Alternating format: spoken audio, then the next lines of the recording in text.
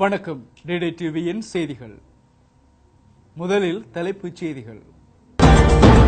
அரசியலமைப்பில் மாற்றத்தை ஏற்படுத்தாமல் மகாவலி திட்டத்தை நடைமுறைப்படுத்தக்கூடாது. வடமாகாண எதிர்க்கட்சித் தலைவர் எஸ். தவராசா தெரிவிப்பு. யாழ்ப்பாண பல்கலைக்கழகத்தில் அசம்பாவிதம் தொடர்பாக 7 மாணவர்களுக்கு அழைப்பாணை. நீண்டகால உண்ணாவிரதத்தை முடிவிற்கு கொண்டுவரும் ஷர்மிளா.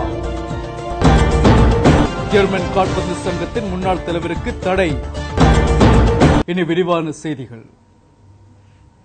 அரசியலமைப்பில் மாற்றத்தை கொண்டுவராமல் மகாவலி திட்டத்தினை நடைமுறைப்படுத்தக்கூடாது என வடமாகாண எதிர்க்கட்சித் தலைவர் எஸ். தவராசா கேட்டுக் கொண்டுள்ளார். மகாவலி திட்டத்தின் கீழ் வடமாகாண சபைக்கு நீர் கொண்டு வருவது சம்பந்தமான கலந்துரையாடல் நேற்றைய தினம் யாழ்ப்பாணத்தில் நடைபெற்றது. குறித்த கலந்துரையாடல் தொடர்பாக கொழும்பு ஊடகம் ஒன்றுக்கு கருத்து தெரிவிக்கையிலேயே மேற்கண்டவாறு தெரிவித்தார்.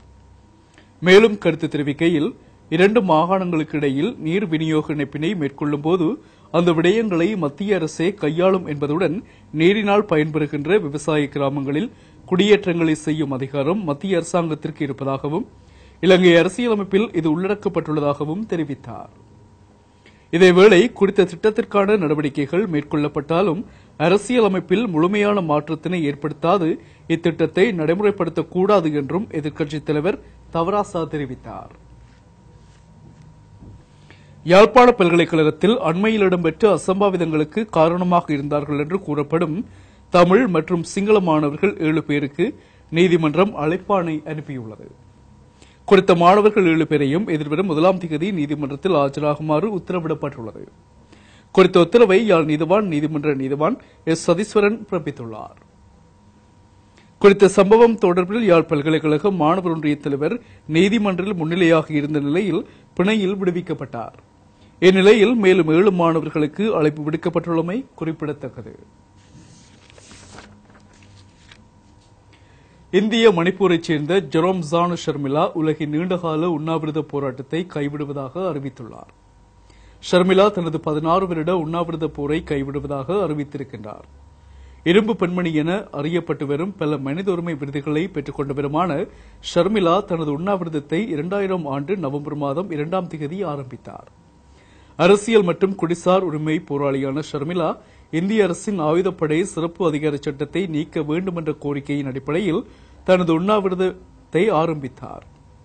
தனது 28ஆம் வயதில் ஆரம்பித்த இந்த அகிம்சை போரை எதிர்வரும் ஆகஸ்ட் மாதம் 9ஆம் தேதியுடன் நிறுத்தப் போவதாக அவர் நீதிமன்றில் அறிவித்துள்ளார். அடுத்து வரும் மணிப்பூர் தேர்தலில் தான் சுயேட்சையாக போட்டியிட இருப்பதாகவும் திருமணம் செய்யப் போவதாகவும் அறிவித்துள்ளார். மேலும் ஷர்மிளா தற்கொலை முயற்சியில் ஈடுபடுகின்றார் என குற்றச்சாட்டிய இந்திய அரசு தொடர்ந்தும் இவரை காவலில் வைத்தது. 14 ஆண்டுகளாக இவரின் விருப்பிற்கு எதிராக நாசி வழியாக உணவு ஊட்டப்பட்டமை குறிப்பிடத்தக்கது. ஜெர்மன் கால்பந்து சங்கத்தின் முன்னாள் தலைவர் வோல்ஃப் நியூஸ்பேஸ் சர்வதேச கால்பந்து சபை நெறிமுறைக்குழு ஒரு வருடத்திற்கு விதித்துள்ளது. எதிர்வரும் ஒரு வருடத்திற்கு கால்பந்து தொடர்பான நடவடிக்கைகள் பங்கேற்பதற்கு தடை விதிக்கப்படுவதாக நேற்று முன்தினம் அறிவித்துள்ளது.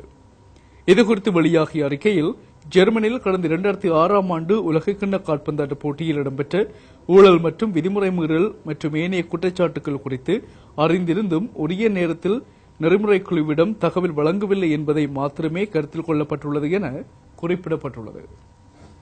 மேலதிக செய்திகளுக்கு டிடி டிவியுடன் இணைந்திருங்கள். வணக்கம்.